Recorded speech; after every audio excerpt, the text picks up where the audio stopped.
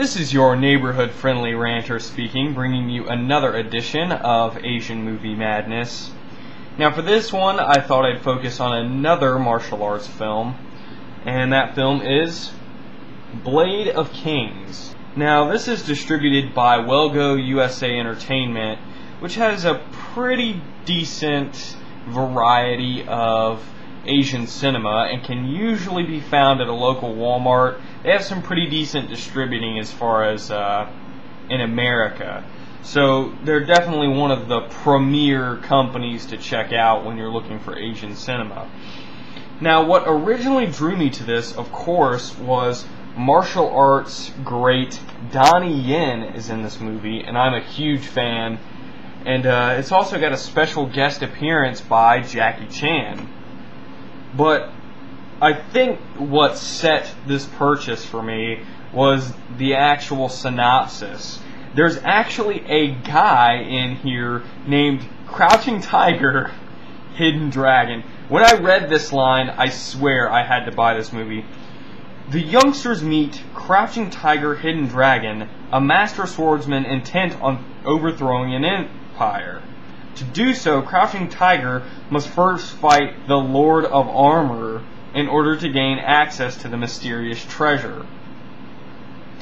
Now, I kid you not, that is the main reason I bought this, because Donnie Yen plays a character named Crouching Tiger, Hidden Dragon.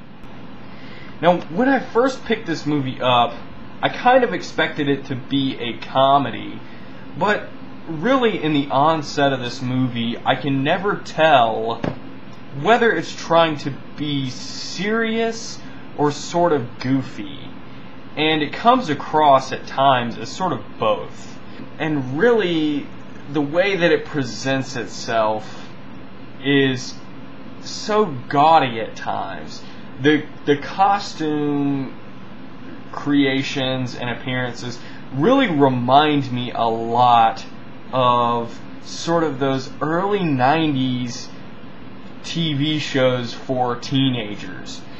And that's sort of the idea and mentality that you have to take from this, is that it's sort of this almost like a low-budget, schlocky type kids show. And it wasn't until I started taking that mentality that I started enjoying it quite a bit. When I examined it as a martial arts film, I found myself really hating it because the actresses and the actors in it are not martial artists. They absolutely have no talent whatsoever, and most of the action is done with CG in the beginning parts of the movie, and that can get on your nerves relatively quickly. There's not a lot of martial arts to be had that's actually true great fight choreography. You don't really get the great fight choreography until you have the showdown between the two true masters of martial arts movies, and that's Donnie Yen and Jackie Chan. For that alone, this is one of those movies that you should definitely check out just to see that particular scene. The rest of it, unless you're really wanting to take a sort of teenager approach to it, you're not going to like it. You really have to get into that mindset. I think I would have loved this movie if I was about maybe 10 years younger.